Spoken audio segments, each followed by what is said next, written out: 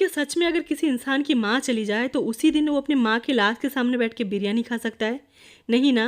वो चाहे कितने भी गिरा हुआ हो, कितना भी गंदा हो, कितना भी नीच हो। माना कि राखी सावंत में बहुत सारी कमियां हैं, वो बहुत जगह पे गलत है, नौटंकीबाज है, शोबाज है, बहुत कुछ करती है, बहुत सारे लोगों का शायद लाइफ भी उन्होंने बर्बाद किया है। क्या वो इतनी गिरी हुई हो सकती है कि वो अपने माँ की लाश के सामने बैठ के बिरयानी खाए? और ये चीज़ उनके जो पति आदिल है उन्होंने बोला है, इल्ज़ाम उन पे लगाया है।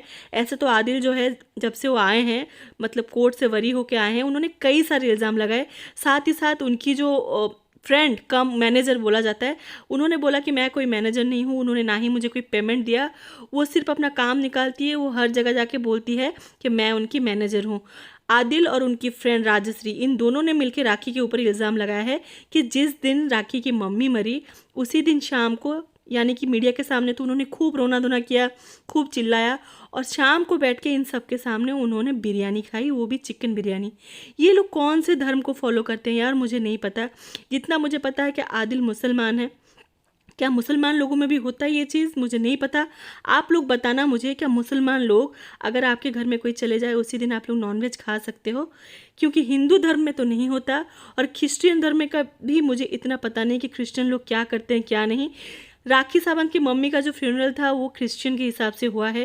सावंत टाइटल तो मुझे पता है ये हिंदू होता है, और आदिल से शादी करने के बाद राखी मुसलमान बन गई थी। तो ये किस धर्म के हिसाब से उस दिन बैठ के इन्होंने रेस्टोरेंट में चिकन बिरयानी खाई? यार माँ चली गई, पूरी दुनिया चला गया, मतलब माँ के साथ साथ ज़िंदगी की सारी खुशियाँ चली गई। एक इंसान क्या इतना गिरा हुआ हो सकता है?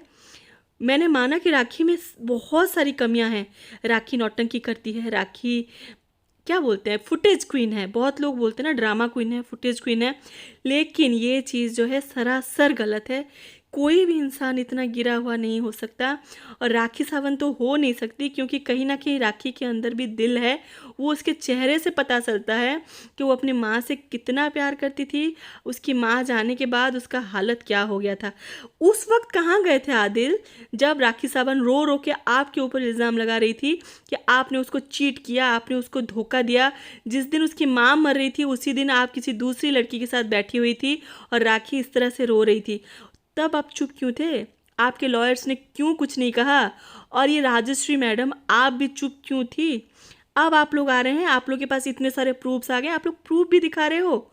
राखी ने बोला कि ये साड़ी पहन के जो फ़ोटो खींचा है, क्योंकि हाँ जब राखी सावंत खा रही थी बिरयानी, आदिल ने एक पिक्चर भी क्लिक किया है जो आदिल ने प्रूफ के तौर पे दिखाया।